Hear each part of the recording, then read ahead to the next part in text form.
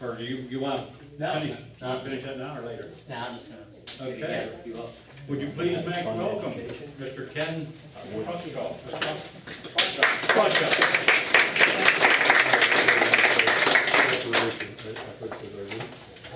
Thank you very much. Stand on one side of the pole or the other. First of all, I'd like to thank Mifflin County Tea Party 912ers for inviting me here to speak with you tonight, and especially thank you individually for taking your time to take interest in our government and how things operate. You people are rare in this world. What I would like to do is introduce myself, introduce the Libertarian Party, and then talk about a couple of the issues that I hear are pretty big in the state right now. Sound good? All right, we'll start at the top. My name is Ken Krawchuk. I'm 61 years old. My wife Roberta and I have been married now for 37 years, a little over 37 years. Still our first marriage. And you know, our kids pick on us. They say, all of our friends' parents are divorced, second marriages. What's wrong with you guys? I guess we haven't worn each other out yet. We have 3 daughters, 2 grandchildren, and another one on the way coming in August. Can't wait for that. Professionally speaking, I'm an information technology entrepreneur. I do a lot of work as a business analyst in the financial sector, insurance sector, and I also hold 3 United States patents related to database theory. So if there are any geeks in the audience, maybe afterwards we can sit down and compare some notes.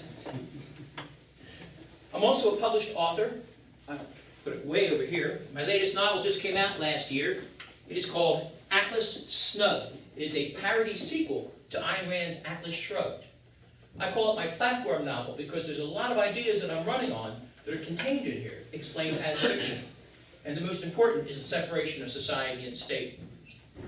I'll talk about that a little more later on. I'm also a Toastmaster. Any Toastmasters in the audience? Toastmasters is an international organization, and its mission is to provide a supportive environment for learning public speaking and leadership skills.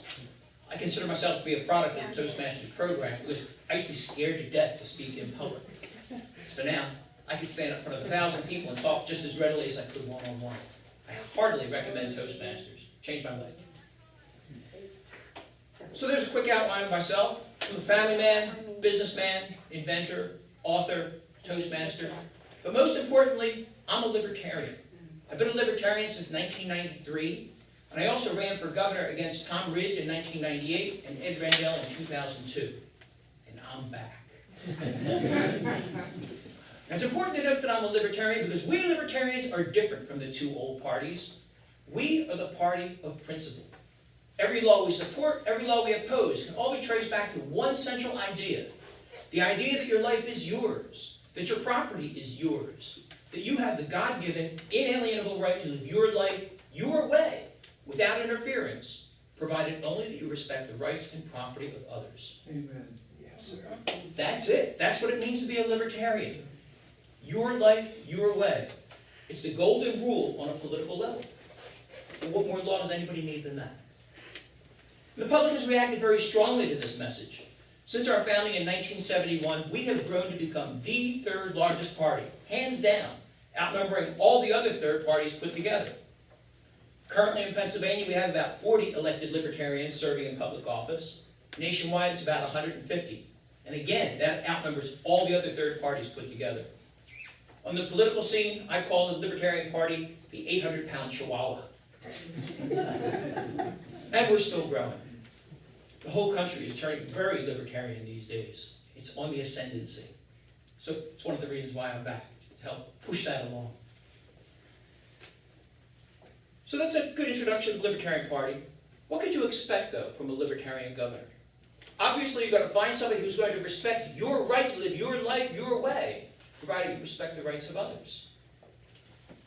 And there are several ways that I'm going to do that. Matter of fact, I'm going to do it across the board, in everything I do. Let me just touch on a couple of the top issues that I've heard about as I'm traveling the state. And of course, the number 1 issue is taxes. Who thinks taxes are too low? Nobody can hear me. Hello? No, I'm only kidding. Of course not. Taxes are too high. They're so high because spending is high. The reason why spending is high is because politicians love to glad hand your money around with their pet programs, their pork barrel programs, unconstitutional programs. In fact, the cost of government has been rising at more than 3 times the rate of inflation for for over 50 years. Doesn't matter if it's a Republican in office, doesn't matter if it's a Democrat, doesn't matter if it's high inflation of the Carter era, low inflation that we have now, good times, bad times, doesn't matter. More than 3 times the rate of inflation. Now, I have to admit, Governor Corbett's latest budget does not raise the cost of government at 3 times the rate of inflation. It's 4 times the rate of inflation. Now let me put some real numbers on that.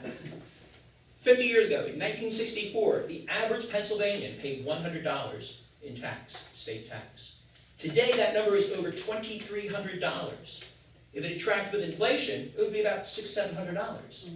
So there's like $1,600 that is missing from your pocket because they've been taxing it away. Now, who couldn't use an extra $1,600 a year? Think of the vacation you take with that. Think what you could do for your kids, your grandkids. You know what I could do? Take them on canoodles. I love that. But the canoodles, I love it. We go there every year.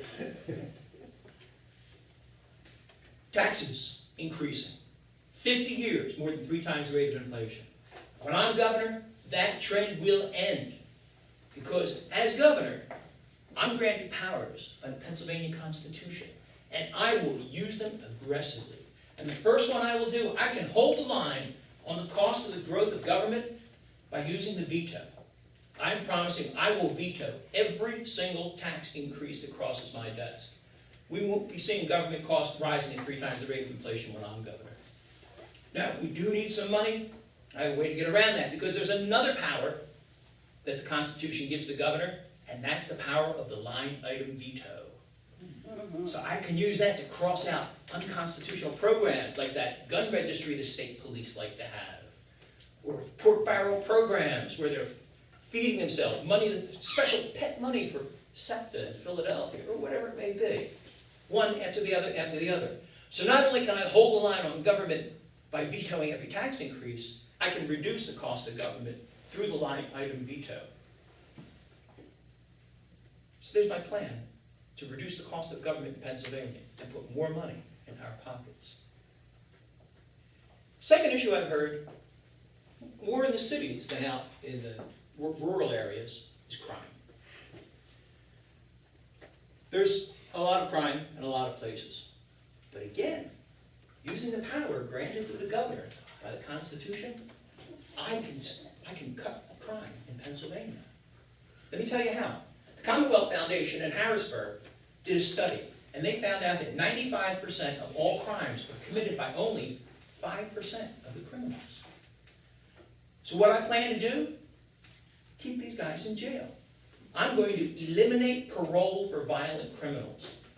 I think it's insane to let these guys out of jail, especially after we finally get them into our convoluted criminal justice system. When I'm governor, they're going to serve every single day of their sentence. And since 95% of the crimes are committed by those 5% of the bad guys, we're guaranteed to reduce crime. I'm surprised nobody's tried to do this before. And in those special cases where there's been a miscarriage of justice and somebody's in jail for something they shouldn't be, well, there's always the power of the pardon. Now, when I tell people that I'm going to eliminate parole for violent criminals, they're like, come on, Ken, what are you going to do? Build new prisons? We already have tons of prisons. We're building more all the time. No. We already have plenty of prison space. The reason why is because there are people in prison right now who don't belong there. Lots of people. Matter of fact, it's almost 1 out of 5 who don't belong there. I'm talking about nonviolent drug offenders. Right now, as I said, 1 out of 5 prisoners is there for a nonviolent drug offense. It's gotten to the point now where there are so many of them in prison, that, especially where we have prison caps. Judges have said, you got too many prisoners in there, you got to set some free. So right now we're at the point where we're releasing murderers and rapists from our overcrowded prisons to make room for pot-smoking Grateful Dead fans. That's insane!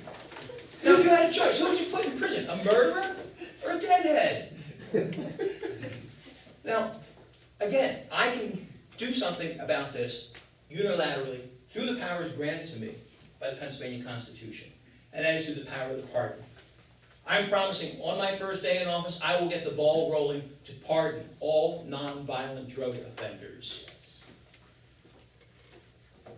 Now, of course, if they robbed somebody, dealt drugs to kids, something like that, they're going to stay safely in prison. But if they're just kicking back, smoking a joint, watching The Simpsons, they've got to get out of jail free card from this governor. Because I believe in the principle that if there's no victim, there is no crime. If you harm somebody, if you rob somebody, if you defraud them, yeah, you're a criminal, you belong in jail. But as long as you're not harming anybody else, you don't belong in jail. And I'm going to use the power of pardon not only to release nonviolent drug offenders, but also other people in cases where there were victimless crimes. Say, for example, you're a gun owner, and you're responsibly using your firearm, but the state comes along and says, where's your little piece of paper? Where's your carry permit? Whatever it may be. Or when gun registration comes, your gun registration. If they try and put you in jail for that, I will use the power of the pardon to get you out for that too. As I said, no victim, no crime. Now, of course, if you're being an idiot with your gun, shooting it off in town, leaving it around loaded, then, all right, we'll look at it other ways. So that's my plan for crime. Keep the bad guys in jail, let the victimless criminals get them out. Third thing that I'd like to talk about, and one of the most important things, people say, Ken, you should really put this first, and that's education. Education in Pennsylvania is not exactly top-notch. Amen. I was just going to say, if there's any teachers in the audience, it's not the teachers. I talk to the teachers. The teachers are good. The teachers' hearts are in the right place. It's the system, the way it's set up. Because right now, 95% of our kids all go to the same school system, the government school system. It's a monopoly, a virtual monopoly. And like all monopolies, the costs are high, the choice is low, and the quality, not always the best. As governor, I will work to eliminate that monopoly. And I will do it by introducing competition. And the best way I found to introduce competition is to bring somebody into the equation who's been missing for far too long. The parents. Remember them? Let's get the parents involved. Specifically, what I would like to see is that a parent could choose any government school for their child, and the funding which would have gone to their local school will follow the child to the school of the parent's choice. That way, good schools get more funding and grow, and the bad schools get less and less funding, and eventually they have to shut down. Now, when I say good and bad, I don't mean good and bad in my opinion. I mean good or bad in the opinion of the unelected Board of Education in Harrisburg. I'm not talking about some out-of-state Common Core initiative, which I think is the worst idea. I'm talking about good or bad in the opinion of the person who matters, the only person who matters, the parents. Now, Arizona is already doing this. So it's working in another state. There's no reason why we can't do it here. Now, when I bring that up, people say, oh, come on, Ken, you got to close down my neighborhood school, huh? Well, yes and no. Yes, if they're no good, nobody's going to send their kids there, no funding's going to go there, and they're going to shut down. But the good school is going to get so many kids, they're not going to know what to do with them all. It's going to be bursting at the seams. So what they can do is they can take over the failed school, and the same techniques that they use, that parents want to send their kids there, they can bring them to the neighborhood school. And that way, the neighborhood schools improve. We can improve education and save failing schools without spending another dime. From the same educational dollar we're spending now, we can improve education, open up failing schools, and retain local control. That's Journey's. Oh, and one other thing about the education. When you choose any school, the parents will be responsible for paying for the transportation. So if somebody here picks a school in Erie, well, you're going to have to drive them back and forth every day. That'll be on your dime.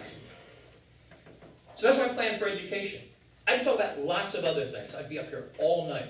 But let me say that, visit my website, kenk.org. I passed around my flyer. It's got the website listed on there.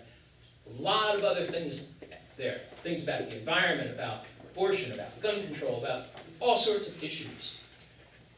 But what I'd like to do now is open it up for questions to find out what's on your mind, things that maybe I haven't touched upon, or clarification on things that I have talked about.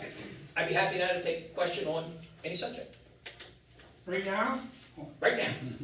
What are you going to do about the NEA Commissioner in Washington, D.C.? He controls education in Pennsylvania. He tries to. Right now in Pennsylvania, about 5% of our education money comes from the federal government. We just stopped making it.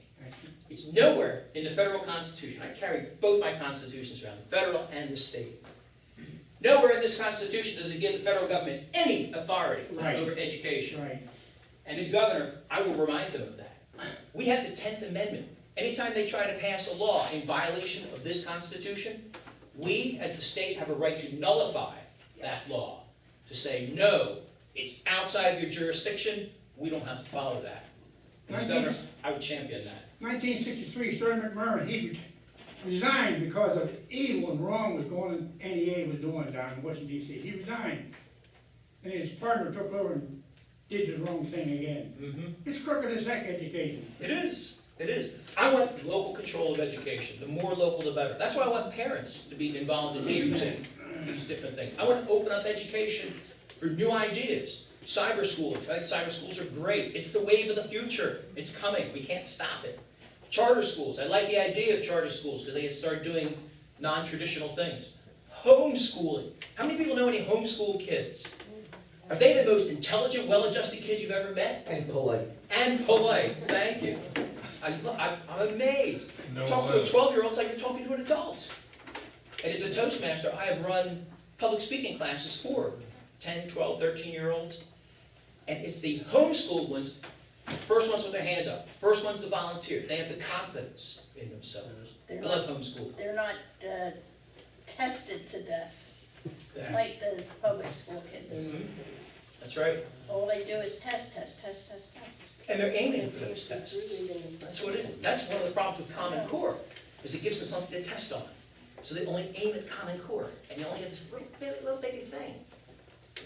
Nobody's going to know how to cursive anymore. So let me come across the room. So that just to be, yes, sir. Yes, so there will be 3 people on the ballot, right? Me. And Tom Wolf and Corbin.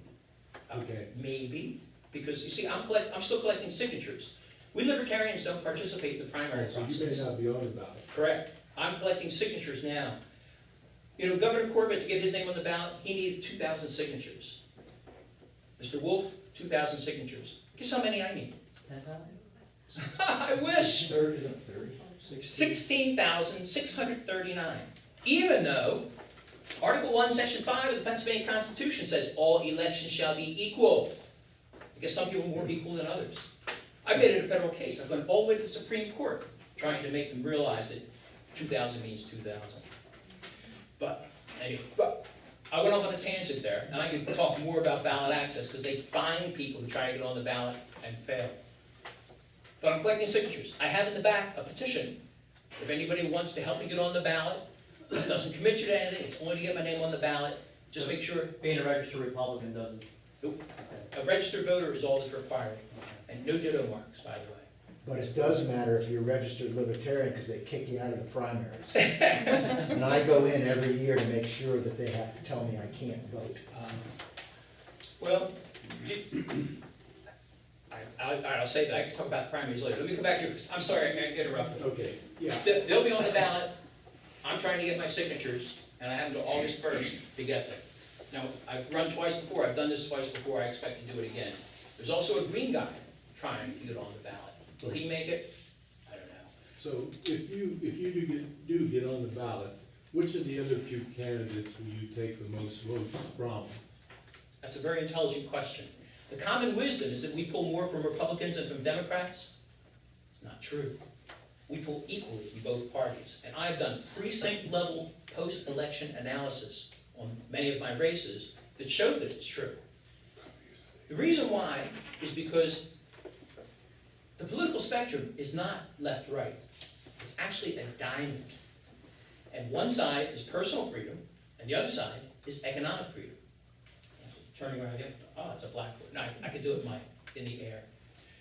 People on the left agree with a high degree of personal freedom, but a low degree of economic freedom. So they want to legalize drugs, but they don't want low taxes. People on the right, they like economic freedom, not the personal freedom. We libertarians, we believe in freedom all the time. We believe in personal freedom and in economic freedom. So that means people on the left are attracted to us because we support personal freedoms. So we're in favor of ending this insane war on drugs. We're in favor of getting government entirely out of marriage because it only causes arguments. Government should not be involved in marriage at all. So the people on the left, they agree with us here. But on the right, they agree that we're overregulated. We should eliminate a lot of these overregulations. We should reduce taxes because we're being taxed to death. So people on the right agree with us on some, people on the left agree with us on some. And there's a lot of people on the right who agree with some things on the left. And there's a lot of people on the left who agree with some things on the right. So it's that new center. That's where the support from the Libertarian Party comes from. So we pull equally from left and right. Good question. That's a political theory question. Yes, sir.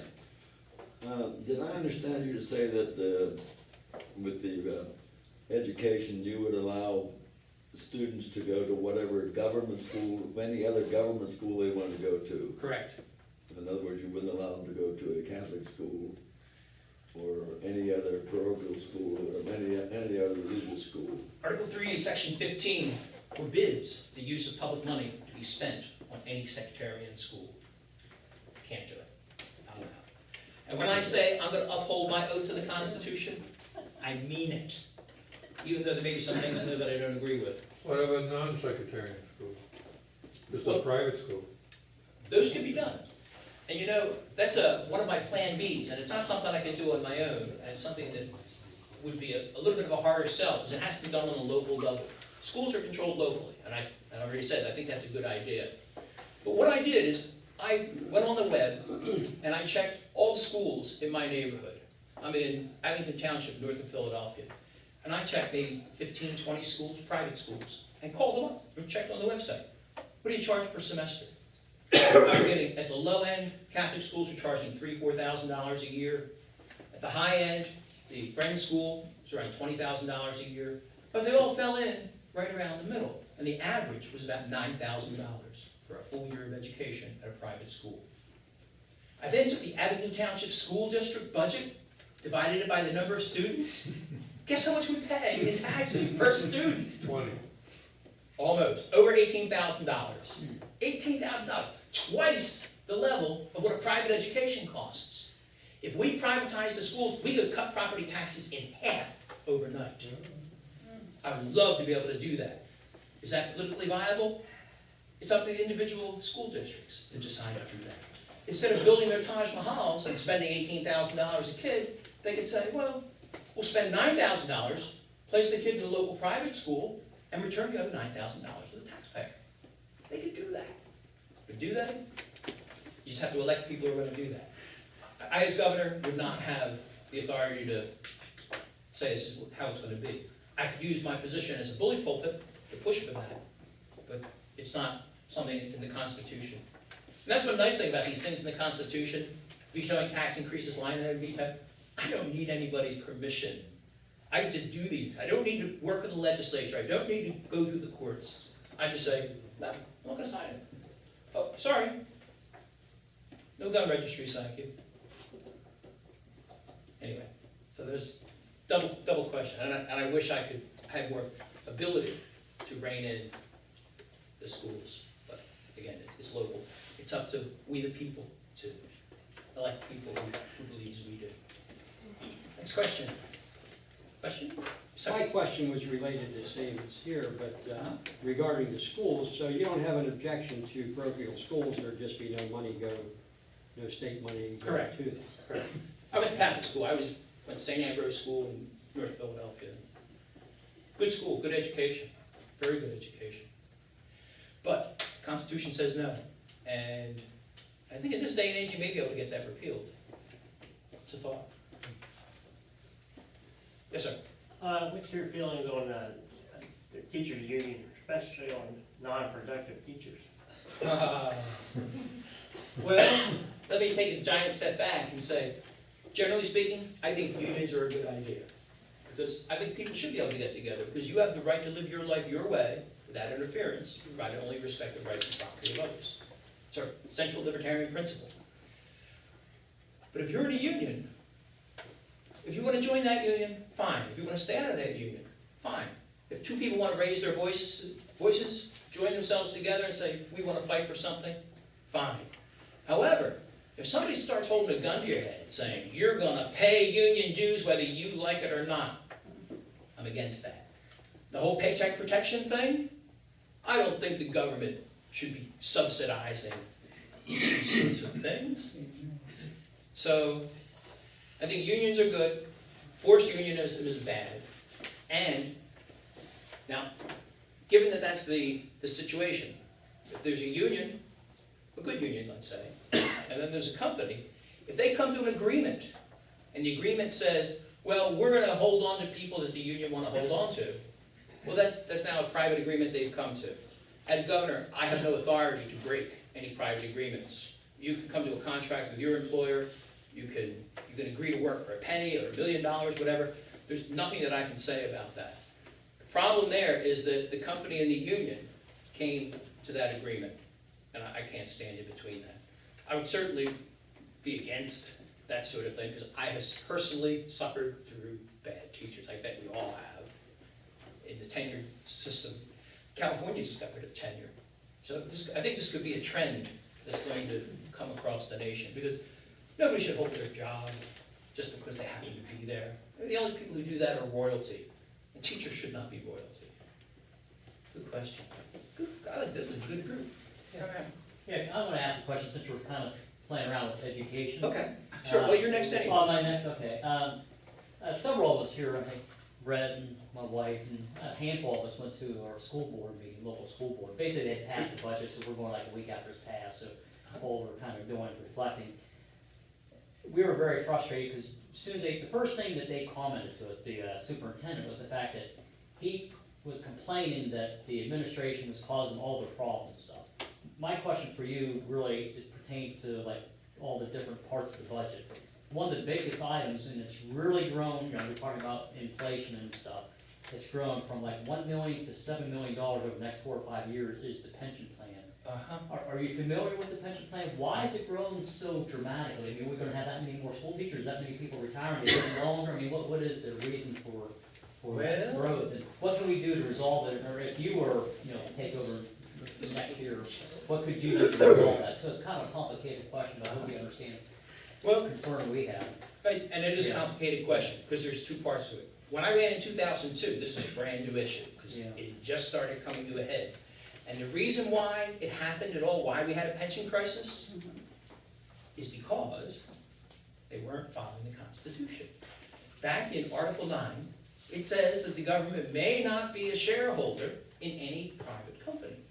So when the teachers union, teachers being a government organization, when they put their money, their pension money, into the stock market, they were violating the Constitution. And then when there was the big drop after 9/11, they lost all their money, and they're like, oh, please bail us out. You're breaking the law. Why should we bail out lawbreakers?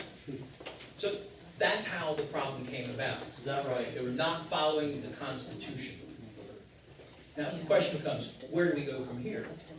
One thing that the teachers have, which virtually nobody has, is a defined benefit pension plan. Virtually everybody else in the entire nation has a defined contribution plan. You put it into 401ks. How long 401ks been around? 20 years, 30 years? Long time ago. I'm a computer guy, and I remember doing it for Penwalt Chemical Company, doing the programming to install their 401k back in 1982. All right? So this is how long we've had defined contribution plans. So what we need to do going forward is to shift these guys off of a defined benefit plan into a defined contribution plan. So that way, we're not on the hook for buying them very expensive annuities to pay them for the rest of their lives. Now, as governor, I can't control what the local school boards do, because they're the ones who are signing these contracts. What I can do is lobby, use the fully public power of the governorship to lobby for a sweeping law for the state saying no more defined benefit plans. And what that'll do is that'll solve the problem for the future. Now, what do we do for the teachers who are currently holding underfunded pensions? Well, we do what every one of us does in a situation like that. We even things out, saying, all right, you're not gonna be able to get $10,000 a month when you retire. it's gonna have to be 5,000. We'll have to tighten our belts, because it was illegal. It's illegal what they did.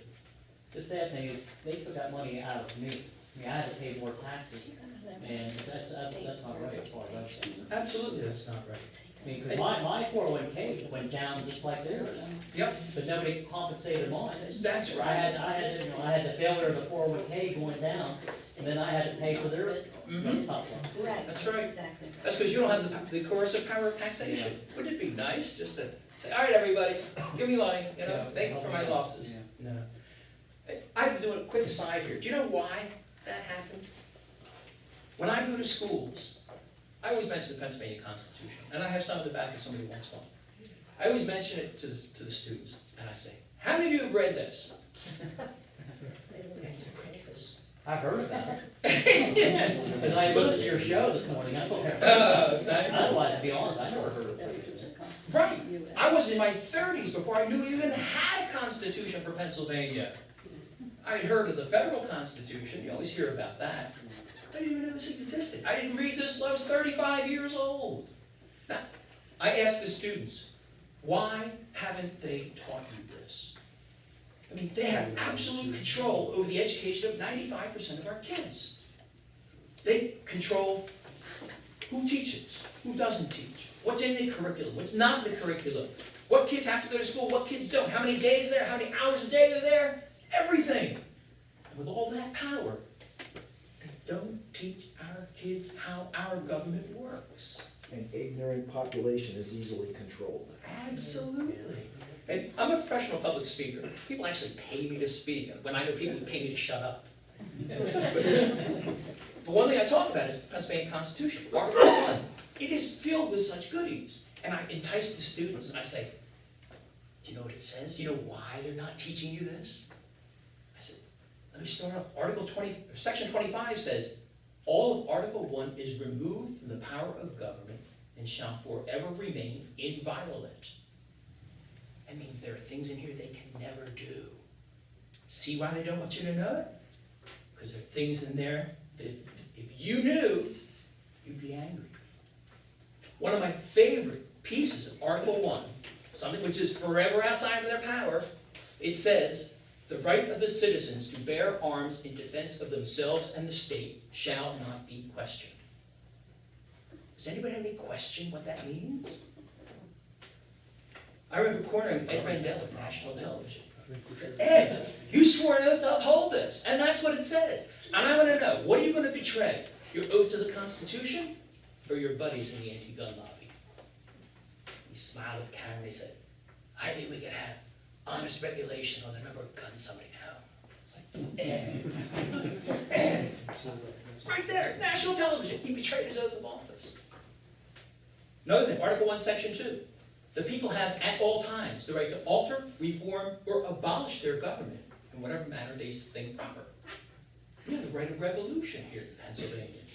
Now, if you want to have your own law passed, you have to go to the legislature saying, oh, please, can I have a referendum? Could you please put this on? No! It says the people have at all times the power to alter, reform, or abolish their government. These are the things they've taken away from us. I already talked about getting on the ballot. All elections shall be free and equal. Well, why do I have to get 16,669? And it's worse than that because I ran in 2002. Ever since then, every statewide election, they've challenged us third-party people. And it's worse because I ran in 2002, I got on. 2004, they dragged Ralph Nader into court, kicked him off the ballot, fined him $80,000. 2006, Carl Romanelli, green guy, he collected 98,000 signatures. That year we needed 67,000 signatures. It's a formula, it changes every year. We needed 67,000, he collected 98,000, a record in Pennsylvania. Democrats dragged him into court, kicked him off the ballot, fined him $80,000. Free and equal? 2008, they dragged our Libertarian presidential candidate into court, but he's a former congressman, Bob Barr. He had the wherewithal to withstand the challenge, and he stayed on the ballot. 2010, I should have brought the letter. Our candidates were on the ballot, and the Republicans said, we're going to challenge you guys. And in the past, the courts have awarded $80,000 fines. And with inflation and everything, it's gonna be $106,000 this year. And that's for court costs, signature analyst costs, Department of State costs, this cost, that cost, the other cost. But if you withdraw immediately, we won't do it. It's economic extortion. Everybody withdrew. There were no third-party candidates on the ballot at all in 2010. In fact, I stand here as the last third-party candidate for governor to appear on the ballot. And that was 2002. They challenged again in 2012. But we learned. We now have software in place, we have techniques in place, we have some court precedents in place. We made it, we stayed on the ballot last year. This year, I'm expecting Mr. Corbett to challenge again. Well, he challenged us, in the primary, he didn't even have competition. I know, Bob Gazzardi, Bob's a great guy too. He and I work together. Did he not have enough signatures? Is that what? He did. What they did is you have to file an ethics statement. And you have to do 2 copies. One goes to the Department of State in Harrisburg, and the other one has to go to your local county. He didn't send it to the local county. Oh. He didn't touch second base is what it came down to. But, speaking of Mr. Corbett, challenging, I'm expecting the challenge, because back in October, September, our Libertarian Party, we have an attorney who keeps an eye on legislature for us. And he found out that Governor Corbett did a poll, internal poll for himself, and he found out that if a Libertarian is on the ticket this year, he loses. And if there's not a Libertarian on the ballot, it's 50-50. That's what they found last year. So I thought, I called Corbett up. I said, hey, listen, we have this bill in the House. It's Senate Bill 195, and it's gonna take this 16,000, 2,000 signature thing and make it equal, which is what it should be. Tell you what, if you get that passed by February, I won't run. He said, well, let me think about it. He went away for 2 weeks, he come back, nah, forget it. 2 days later, I announced my intention to seek the Libertarian Party nomination. And now I'm out there. If he wants a fight, he's gonna get one. Yes. But anyway, I digress. There's a lot of other things in the Constitution that I tell the kids. Unreasonable search and seizure. I ask them, how many kids have been subject to an unreasonable search or seizure in the last year? Every hand in the audience goes up. See whether I want you to know it? Anyway, I digress. Let's continue with the question. Sir? What can be done about the militarization of the police departments? Wow. Again, that's a local issue, and I could speak to that personally, because 2 years ago, I attended the Abington Township Citizens Police Academy. So it was a months-long course where I went through and learned all the police procedures. And I got to see what they have. I got to play around with some of their weaponry. They have these riot gears that shoot plastic bullets. The barrel is that big around, little shorty. Really, it's fun to fire. They have automatic weaponry. They have a tank in Abington Township, an honest-to-God tank. It's built on an old 1972 Dodge frame, and it's all armored and everything. It's amazing to see what they have. And they train with it constantly. They have snipers. They train snipers, too. I couldn't believe it when I saw this. Now, what do we do about it? That's a good question. Get involved with your local group. Again, as governor, there's not much that I can do to tell a local town how to run their affairs. It all comes down to what we, the citizens, ask for. In fact, when I was at Toastmasters, I did a speech about my stint at the police academy. And I found out that the police, generally speaking, are good guys. They're on our side. They truly care about their neighborhood and the safety of we, the citizens. The problem is the law that we have given them to enforce. That's why they're arming up like that. So the problem is not the police, they're the good guys for them. The problem is we the people, it's what we're asking them to do. And one thing I found out, I worked a couple of DUI checkpoints. Now, everybody thinks DUI checkpoints are good, right? Let's get the drunk driver off the road. They're not! What I learned, we were there, and every 15, 20 minutes, we'd bring somebody in, and first thing they do is they interview them. Excuse me, sir, you've been drinking tonight. If you fail the interview, then they go to the sobriety, to the field test. You walk the line, touch your nose, and if they fail that, then they go to the breathalyzer. If they fail the breathalyzer, put them in the back of the paddy wagon and take them off. Well, first person comes in, Evening, how you doing? Pretty good, how about you? Doing fine. So the officer? Oh, officer, how's it going? Good. Sir, have you been drinking tonight? Well, yeah, my wife and I had a glass of wine with dinner. He just failed step one. Now, he's not drunk. Right? He had a glass of wine. Second thing, cop says, all right, walk the line, touch your nose, he basically hat size changes. And he does it. I'm looking, he's like back and forth. Cop's like, blowing the breathalyzer. And he blows in the breathalyzer, and it's a little kazoo. I don't know if everybody's seen the new ones. It's not a balloon anymore. It's got a little readout on top. The two of them are looking at it. They look up and look at each other. They put him in cuffs and take him away in the car. Now me, I got a vest on.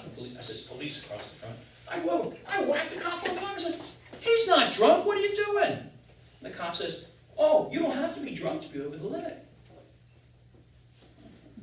I said, what? Give me a donut. Let me think about this. It's because of the laws that we, the people, have asked them to enforce. We have told them we want .08. They're only out there doing what we told them to do. And they get the equipment to do it. And they get the court precedents to do it because we asked for it. And we're getting it. What can be done to reverse those laws? Well, that particular law comes from the feds. We accepted federal transportation money. And by accepting that money, we're now required to pay the piper. It's like a drug dealer in the corner saying, here, have a little bit of drug. It's not going to hurt you. Next thing you know, you're hooked. Just like Pennsylvania is now hooked on their transportation money.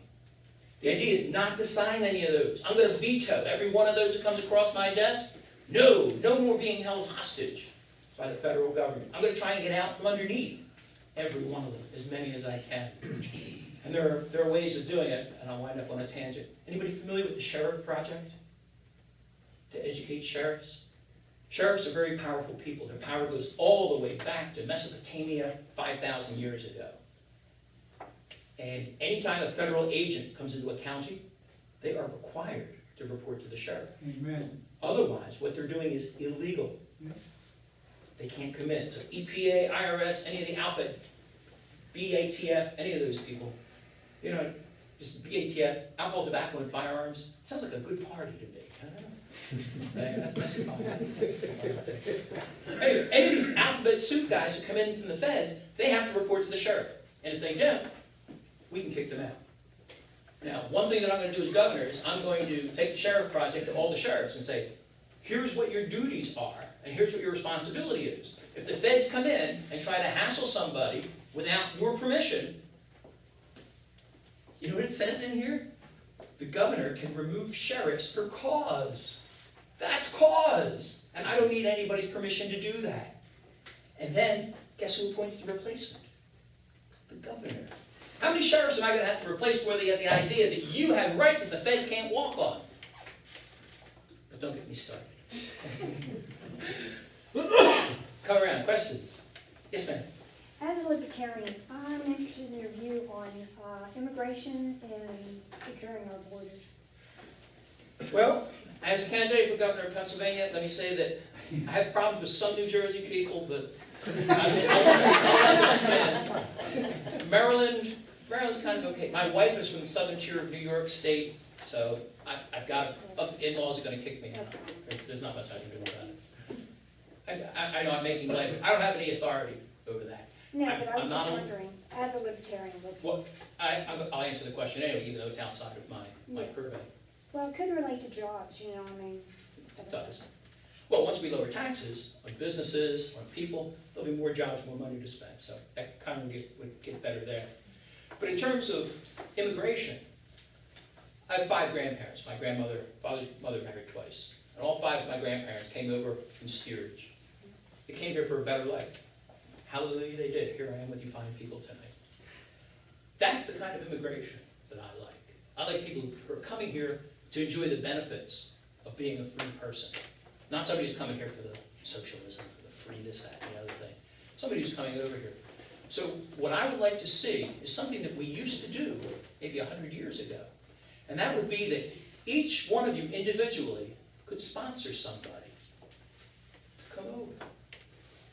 And once they come over, you help them get set up, you give them a place to live, And once they're a working, tax-paying, honest, not in jail citizen, then they have the right to bring over one person. We don't need these quotas, we don't need these visas, we don't need any of that stuff. What we need to do is empower we the people, not them the bureaucrats, to say who's coming into this country. It's as simple as that. We have to take the power back to ourselves. So that's what I would do. Let individuals bring in an individual. And there's no reason why a bunch of us couldn't get together and give our choice, our ability to do this, to a group like Amnesty International. And they can find refugees that really need to come to America, especially the young people like that. So that's how I would do it. I'm in favor of an open border, but I'm in favor of a controlled open border. I don't want anybody just rushing in here. And part of it is, let's get rid of a lot of the socialism that they're coming here for, the free health care, the free this, the free that, free the other thing. It's not free anymore. Good question. A little bit outside. I've told that virtually anything. That's one thing I like about being a libertarian. Since I'm a principled guy, my principle is your life, your way, not your life, their way. And when you listen to the other two candidates, they were talking about their grand schemes, about how they can